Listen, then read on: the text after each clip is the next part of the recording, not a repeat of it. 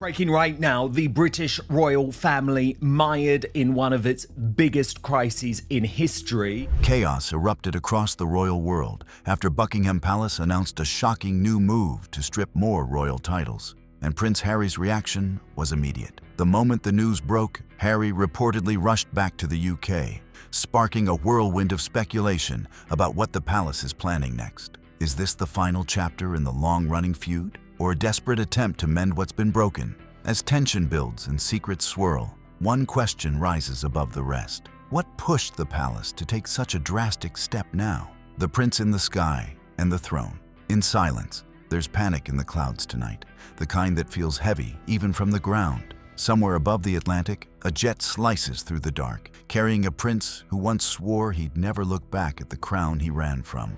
Yet here he is, heart racing, phone glowing, waiting for the message everyone whispers may never come. Prince Harry isn't rushing home out of love or loyalty. Many wonder if he's racing back out of fear, the fear that the monarchy he abandoned is finally closing the gates for good. Strange how the story has flipped. A few years ago in 2020, people laughed at the idea that a modern royal could lose a title.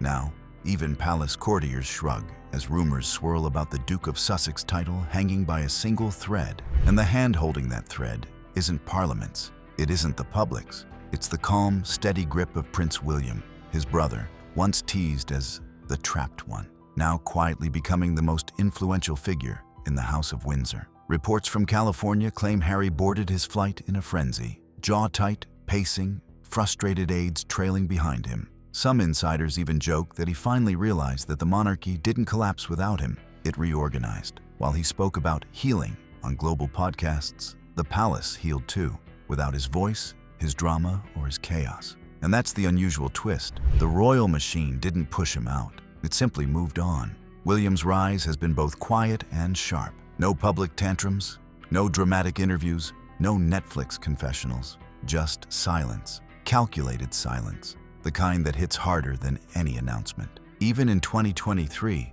when he was forced to stand beside Prince Andrew during a public engagement, a moment instantly turned into viral embarrassment. William stayed composed, saying nothing, yet revealing everything about how he handles pressure. People noticed, the firm noticed, the crown noticed. Meanwhile, Harry's saga in Montecito turned into a long-running show. Episodes of anger, grief, accusations, and painful memories retold again and again.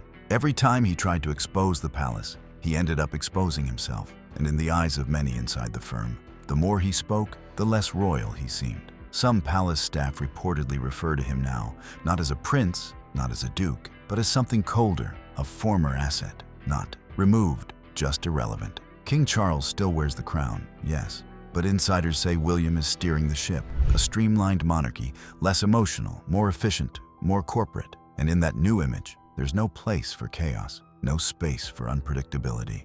The irony stings. While Harry searched for inner peace in California, William found inner power in London, the kind that makes headlines without saying a word. And the whispers grow louder. Is Harry flying home to save his legacy, or to face the truth that the throne has already moved on without him? But when Harry returned to Buckingham Palace, what startling truth did he confront about a throne that seemed to have already moved on without him? The storm the palace didn't see. Coming unease fills the air, thick, electric, impossible to ignore. As somewhere inside Buckingham Palace, another subtle shift unfolds, one that feels far bigger than any headline or staged photo. And strangely, it all circles back to a single image from early 2023, the moment the future King of England was photographed standing beside Prince Andrew.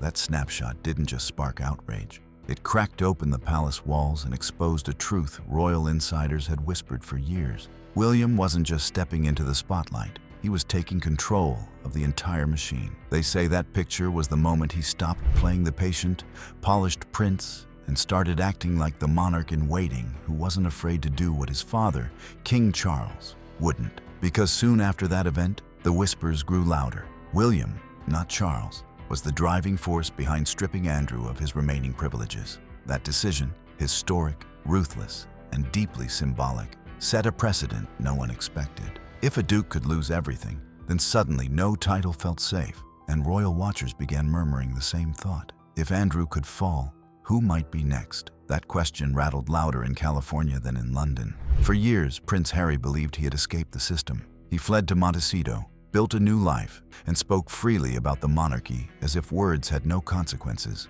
But inside Buckingham Palace, William was quietly reshaping the institution Harry thought he'd outgrown. Advisors claim William began treating the monarchy like a corporation in crisis, identifying risks, cutting liabilities, and protecting the brand with cold precision. And one name appeared on those internal lists right under Andrew's: Harry, but not for the same reason. To William, Andrew embarrassed the monarchy. Harry endangered it. One damaged the past, the other threatened the future. And that, according to palace observers, is what tipped William's patience into something sharper. When headlines in late 2023 revealed that nearly half of Britain viewed Meghan as more harmful to the monarchy than Andrew, a man tied to one of the biggest scandals in modern royal history, the mood inside the palace reportedly shifted again. It wasn't the drama that scared them, it was the numbers. Cold, blunt, undeniable numbers. Insiders say William's silence hardened after that. He didn't rage, didn't gossip, didn't leak. He simply recalibrated. Those who've seen him angry say he doesn't explode, he freezes. And his icy quiet, they claim, is more threatening than any public outburst. If William was once the diplomatic brother, the one who tolerated chaos for the sake of unity, that version is long gone. Insiders describe the new William as calculating, steady, fiercely protective of the crown he's preparing to inherit. A man who no longer sees royal life as a family matter, but a survival game with very real stakes. And in that new world, some players may find they no longer have a seat at the table. When the palace saw Meghan's latest photo shoot, what surprising ripple did it create across royal circles? And which players suddenly found their seats at the table disappearing? The crown, the brand, and the silence. The spotlight shines on chaos tonight, with the palace holding its tongue and no royal aid breaking the silence. Instead, the chaos comes from a glowing phone screen in Montecito, where Meghan Markle's newest polished photo shoot has sent whispers racing from California to Kensington. The soft lighting, the elegant poses, the accidental product reveals. Everyone could sense it. Meghan wasn't just posting, she was preparing for something big. And in the quiet corridors of the palace, that was exactly the problem. For years, Meghan had tried to paint herself as the misunderstood outsider, the humanitarian who entered an ancient institution and tried to modernize it from within. But as time passed, especially after those heavy interviews between 2020 and 2023, public sympathy began slipping. And when early polls suggested the British public favored Kate and William's traditional approach by a wide margin, palace observers noticed something. Meghan's emotional storytelling was turning into royal fatigue. A duchess using her platform wasn't unusual. A duchess using her title as a launchpad for a beauty line, however, especially after hints of meetings with Vogue insiders and stylists in early 2024, hit differently.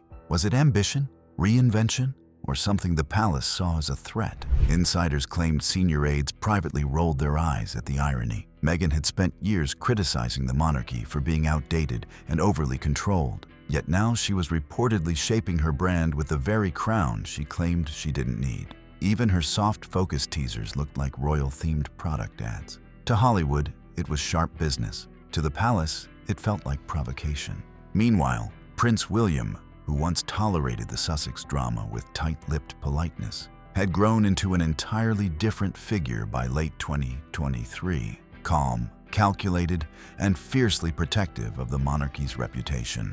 Those close to him said he'd quietly embraced a long-term mission: streamline the royal household, rebuild trust, and cut distractions that blurred the monarchy's image. No shouting, no interviews, no counterattacks, just strategy. Silence, but not the friendly kind, because silence is powerful in royal circles. It's the signal before a decision, the space before a shift. And as the Sussexes continued releasing podcasts, private family details, and carefully staged images, William's silence started to feel less like patience and more like preparation. The public noticed too.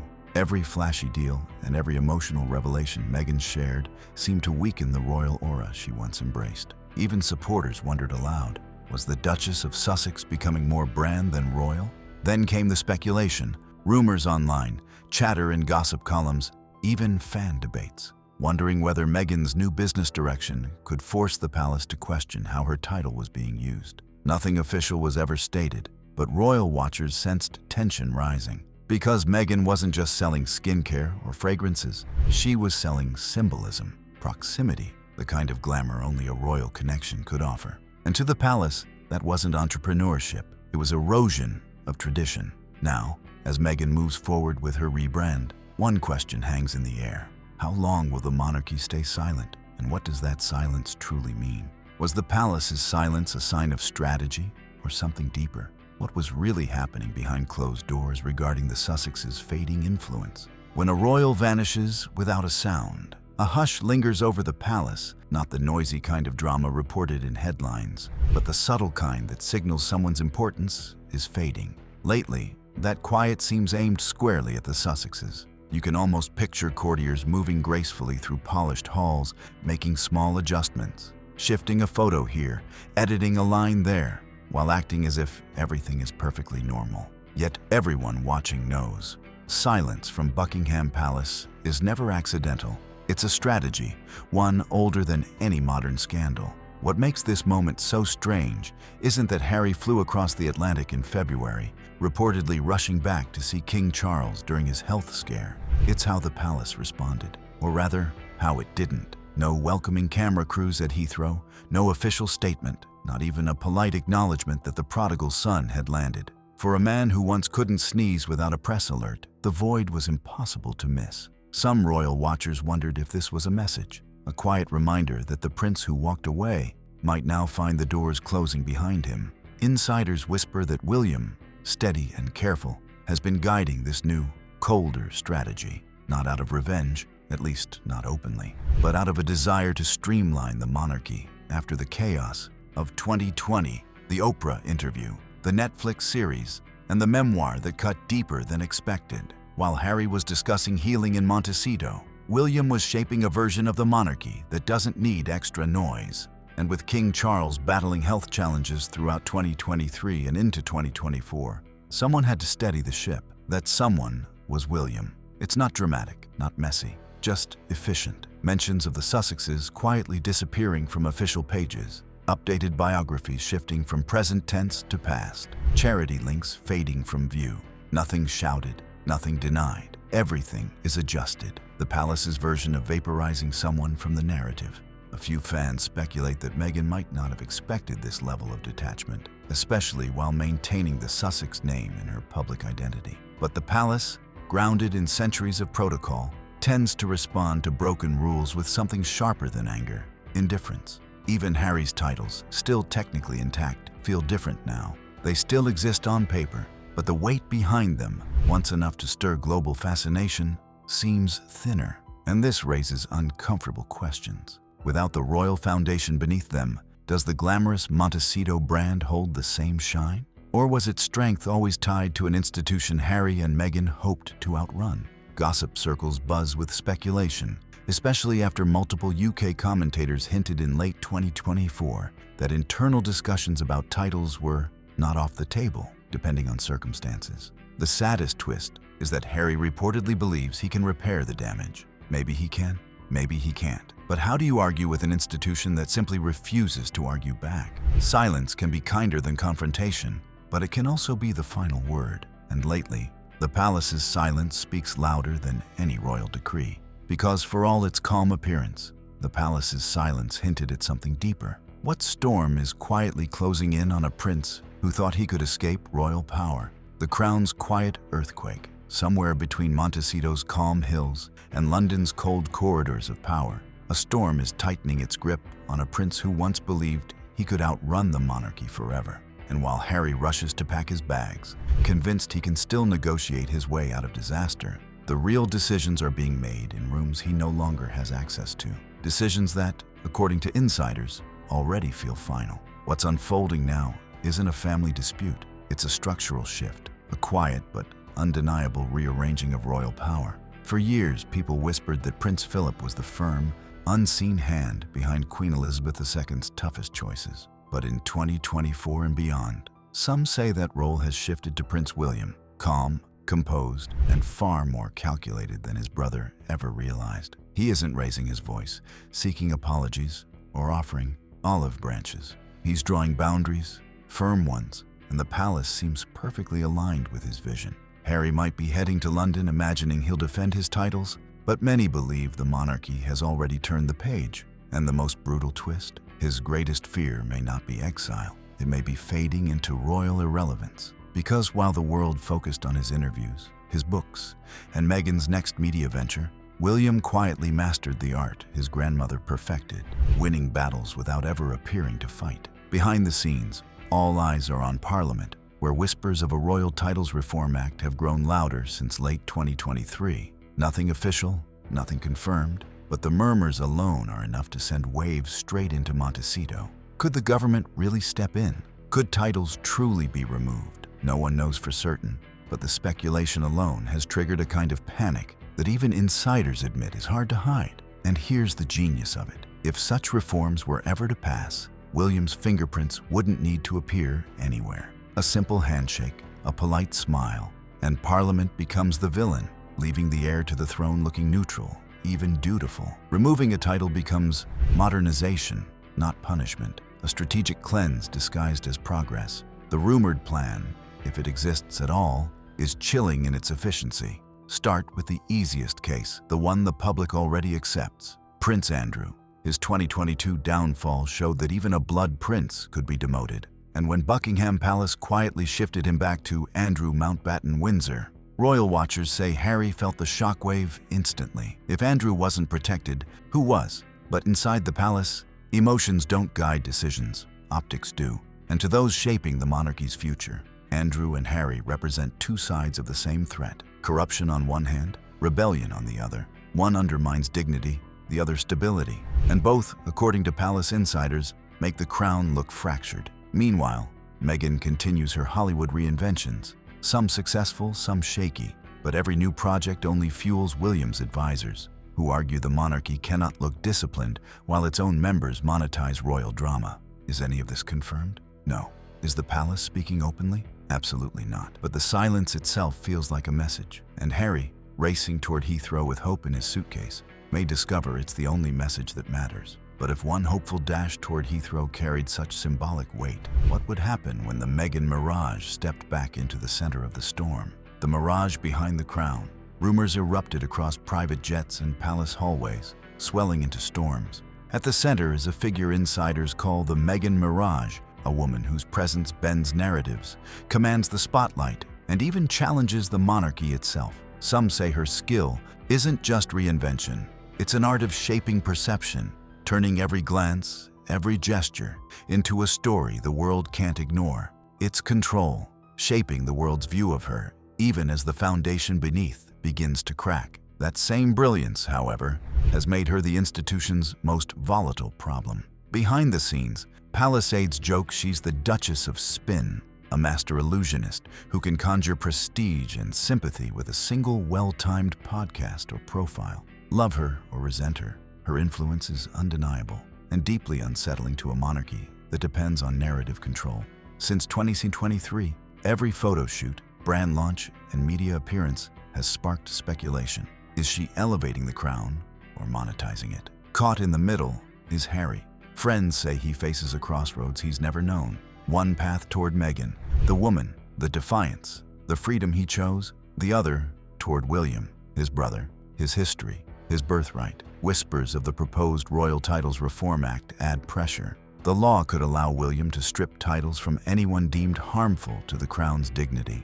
Rumors suggest Andrew might be the first test case, with the Sussexes next. The stakes are immense. Meghan can pivot, reinvent, disappear into new ventures. Harry cannot. His identity is bound to the monarchy he tried to escape. Every headline, every failed venture, every public rift pushes him further from the institution he both resents and needs. With King Charles's health reportedly fragile and William's influence growing, the palace mood has shifted from patience to urgent strategy. If the titles vanish, the Duke and Duchess labels disappear from charity pages, contracts, and invitations overnight. Sponsors hesitate, Hollywood hesitates, and even the children's future changes. They'd simply be kids in California, heirs to nothing recognized by the crown. Behind closed doors, as sealed documents move across tables, a cruel irony lingers.